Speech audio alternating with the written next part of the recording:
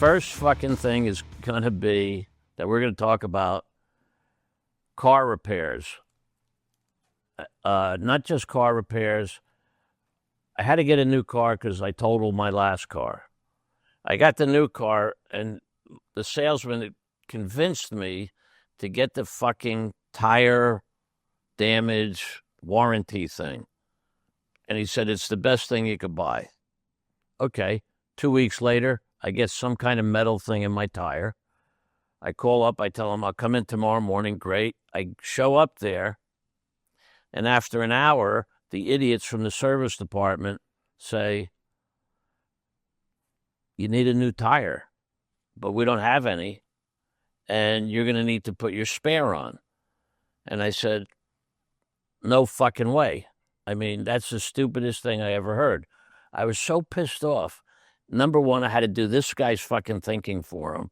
And all I want to do is get my tire changed, get in the car, and go about my business. But no, I have to sit there and fucking be tortured. Tim, this was unbelievable. I mean, he came out and he said, we don't have a tire here. And I said to him, you're full of shit. You have 100 new cars here. Take a fucking tire off of one of them, put it on my car. And he slumped away with his tail between his legs. He walked off, comes back, I don't know, 20 minutes later, and he says, oh, I'm sorry, Mr. Topchick. Listen to this bullshit.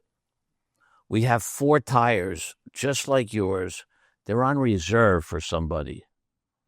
I said, not anymore. I'm taking one of them. And, you know, that was the stupidity, his excuse. We had 4 in the back, but they were on reserve for somebody else. If they were on reserve for somebody else, they would have been on his car already. That's number one. Number two, you got hundreds of cars here. All you had to do is, you know, I got a warranty to fix it or replace it, right? And he wants me to drive around on my spare for like 3 or 4 days. And keep in mind, your spare it's a donut. Right. It's the one that warns you, don't go over speed limit, don't drive, etc. Right, and you can only drive it for like 60 miles or something. Yeah. All this bullshit, and he's getting me all revved up, and all I want to do is get out of there. So it took almost two hours and 45 minutes to complete this stupidity and send me on my way.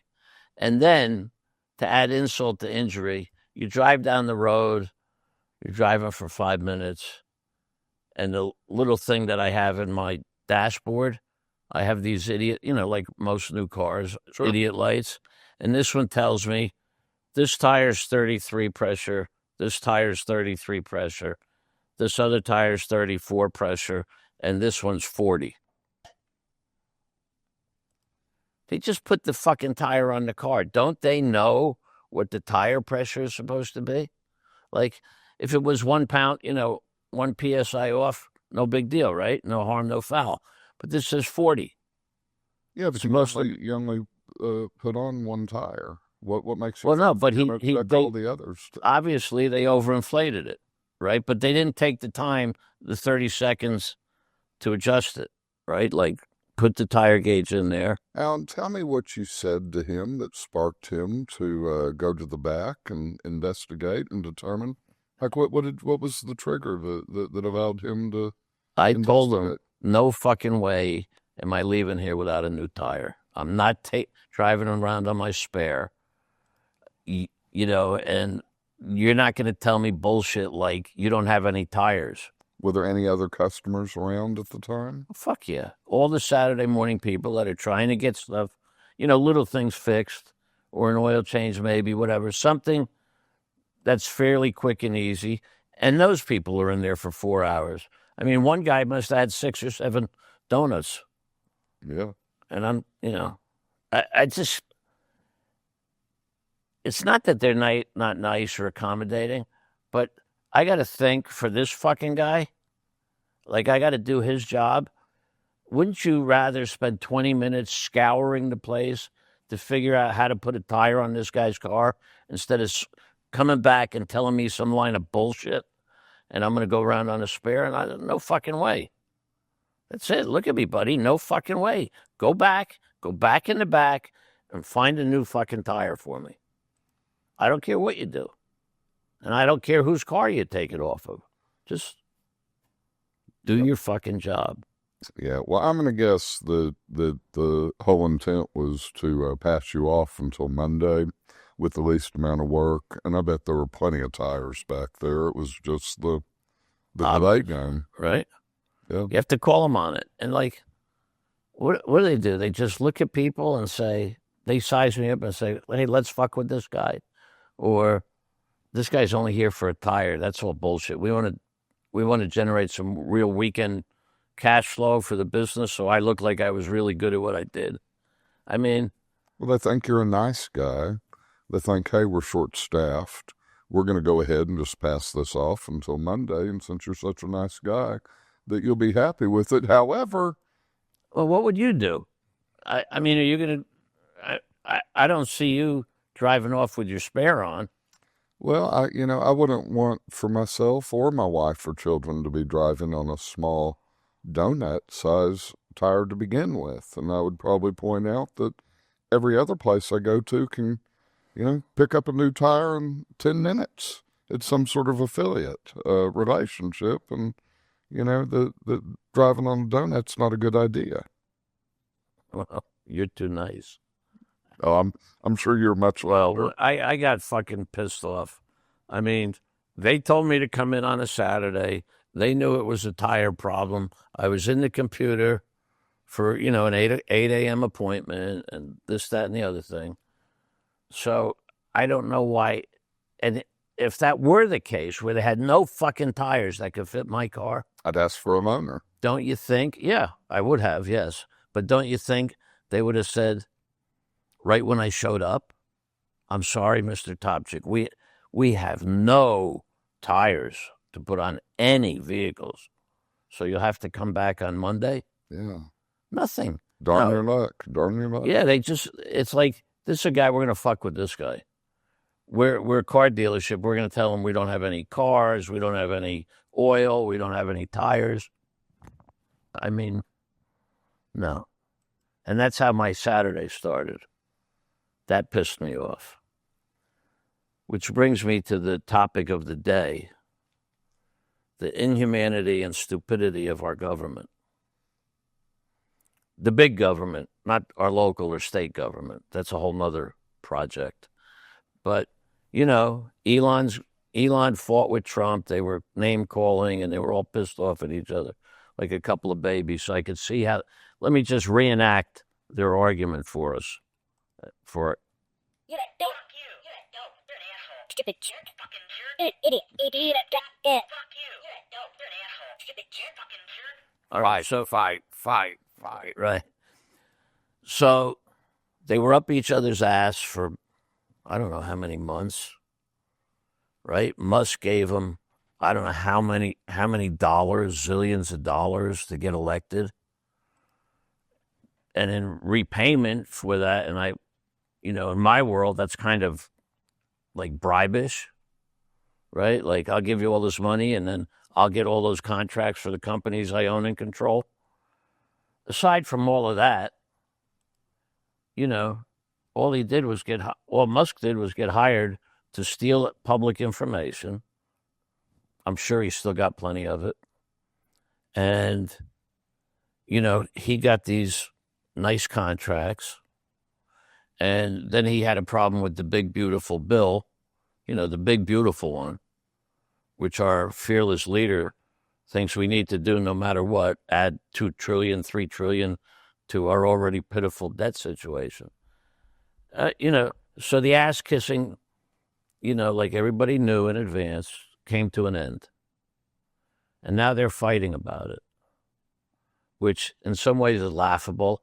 And in most other ways, it's just pathetic and disgusting, right? The richest guy in the world, who is a genius, but a crazy genius, and one of the worst leaders in the world, who is an authoritarian type of arrogant, type of egomaniac, and he thinks whatever he does, he's the best. But I did notice in the news where he actually admitted that Xi Jinping was a tough negotiator on the China tariff thing, which makes me laugh because, Donnie, he fancies himself the world's best negotiator, right? And here he is having to admit that there's some other world leader out there that's pretty damn good at it.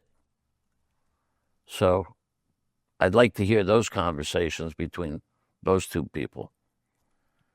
So I'm really pissed off at government. It doesn't make sense the way they operate. They keep making it worse. The rhetoric, the probably unconstitutionality of most of these actions in the last several months.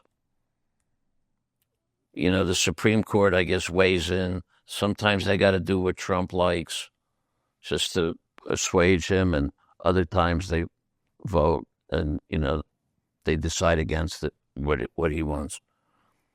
But the other thing that's fascinating to me is the amount of inhumanity that this administration and its supporters have brought to this country.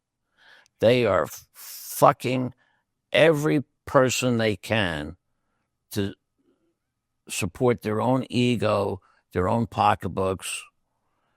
And I could rage all day about this. It's so disgusting. It is the most blatantly open, corrupt government in U.S. history. Okay? We have just sunk to the lowest of the low. I call it the Putinization of America. When this guy got elected the second time, he just wanted to be king.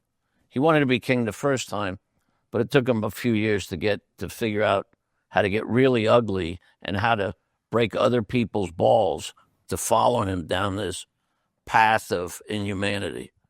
And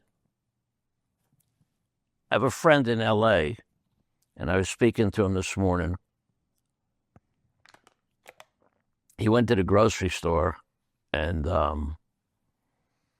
I don't know if it was the FBI, the Army, the National Guard, the police, but law enforcement was raiding this area around his grocery store and drugstore. First, they tackled the fruit vendor, threw him on the fucking ground, and arrested him. The guy's obviously working hard, trying to make a living, selling fruit. He's certainly not a national security risk. Not at this point in time, right? You agree with me on that? I would agree with that. So why do you have to throw this guy on the ground? Now his fruit stand is unattended. His family's worried. I mean, it's just so disgusting. Then they moved on to the car wash that was on the same block or across the street, and they rounded up all the illegals there and threw them down on the ground, chained them all together, put them in a van, and the people are washing and drying their own cars now, right? And it's just so sickening. Or torturing them. There's a lot of them burning out. Well, yeah, I mean, I don't blame people. Yes, illegal immigration is absolutely a gigantic problem in this country, but there has to be other methods to deal with it, and there's got to be other ways to deal with illegals that are in this country besides brutalizing them and interning them like we did to the Japanese in World War II, like the Nazis did to the Jews and some Christians and other people and other minorities they didn't like. Yeah, don't forget the American indigenous Indians. Yes, and, well, we didn't have a problem with that. We didn't really have to intern them. We just basically killed off 95% of them, and then we gave them some reservations so they could take a break, right? And then we gave them some kind of unique status to pay them back for killing all their fucking family members and, trampling their historic. It's certainly a pattern. Yeah, and it's got me so crazy that, well, I stopped watching the news because seeing it is really horrible.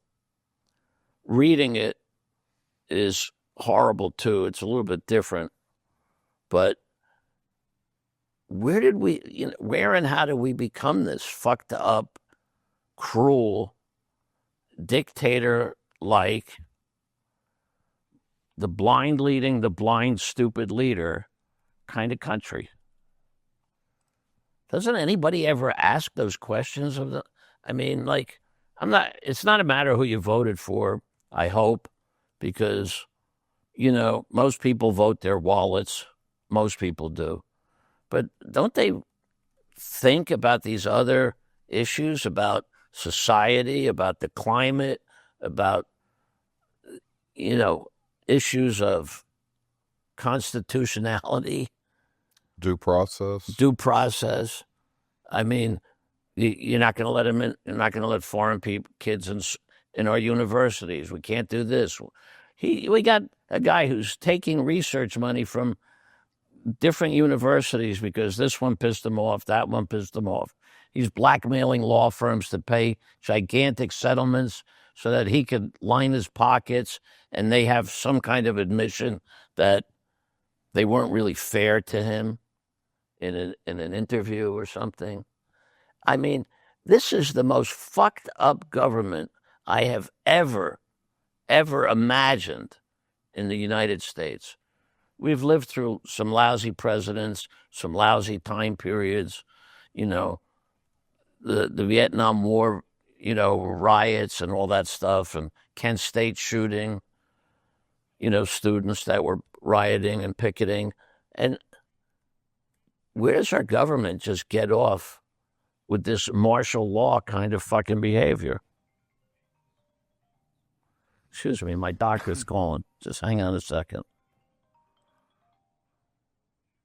Hello? Yes, it is. Yes. No, I'm in the middle of a podcast, so I'll be there tomorrow, and you could call me later today to give me any special instructions. Thank you very much. Well, I can certainly sympathize. Fucking fee. Yeah. All right. Well, what? I can certainly sympathize with what you're saying. What I find interesting is that amongst all the rigmarole of the political element, you have Musk coming out to point out that Donald Trump is in the Epstein files. Then he retracted it, right? What does that mean? That's like tattletelling, isn't it? Yeah, and then he made nice. He deleted these other, it's like point counterpoint with these two idiots. One's a genius, richest guy in the world, kind of moron, and the other one's just a moron. You probably get some disagreements. Wow. On Elon Musk, anyway. I mean, look, he's a genius moron, right? He's obviously socially inept. He may know some facts that the rest of us don't know now, because with his computer guys running the government and stripping it down for a while, God knows what he got a hold of, right? And the real important thing is, I don't even give a shit, because the North Koreans, the Chinese, and the Russians already have what they want on every single fucking American. Do you find any irony in the fact that I believe Elon is a Canadian citizen? Is that true? Yeah, it kind of rings a bell. I know he lived in Canada for a while. Yeah, maybe it's dual citizenship, but that's interesting. Well, on the immigration side. Listen, I don't understand why. What was the? Oh, I was watching a Seinfeld episode, and George referred to this chiropractor lady as a delicate genius. And what was Trump's line about him being? Trump, called himself a genius.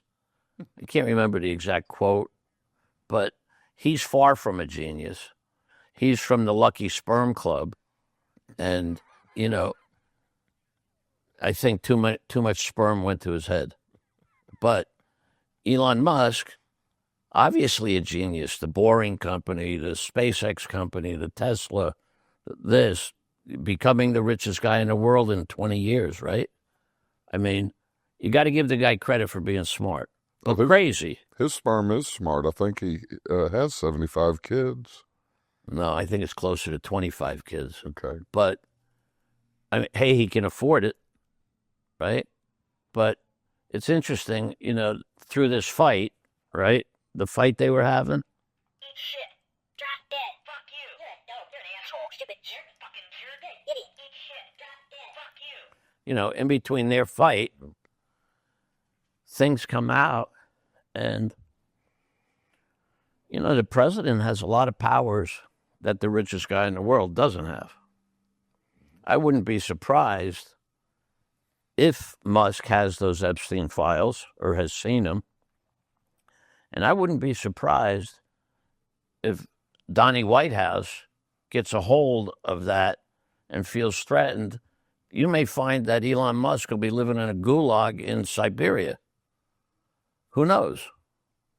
But, you know, I'm watching the movie as the stupidity turns. It just fucking gets me nuts. I have friends that,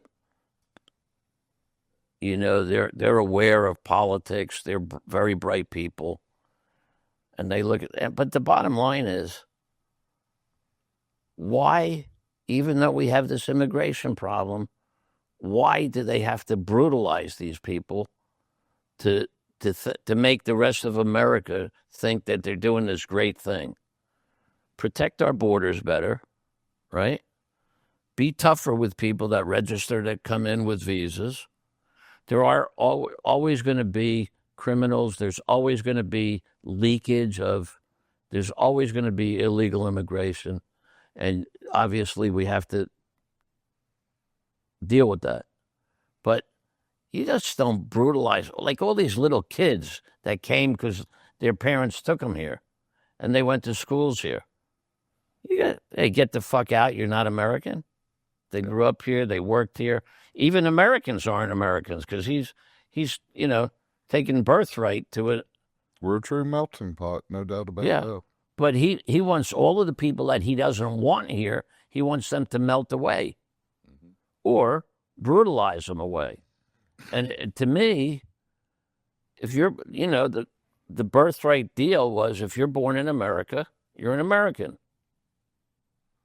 All right? And, you know, so these little kids that came here and they came here because their parents illegally immigrated here. What the fuck? So why are you punishing kids that go to school, work? Why are you punishing the gardener, the bricklayer, the people that we need, that our business people want, cheaper labor, but at least they're working and contributing to society. Not, I mean, the numbers of the criminal aspects of illegal immigration is very, very small. I didn't say it's not ugly. I didn't say it wasn't brutal. It's in itself, but it's a small fucking number. And it's horrible the way our government is dealing with their own weakness to secure our borders. So they figure if they put on good shows and brutalize some people in Los Angeles or Newark, and, oh, this guy has to be, you know, you got to put this immigrant in jail for 40 years because he punched out an ICE officer. What the fuck is going on in this country? I agree. I think you made some valid points. I'd like to hear some feedback. Can you review the website and see if we can get some opinions on immigration and any car problems that people are having, or government, Yeah. The email and the website, www.angry-allen.com. That's the website.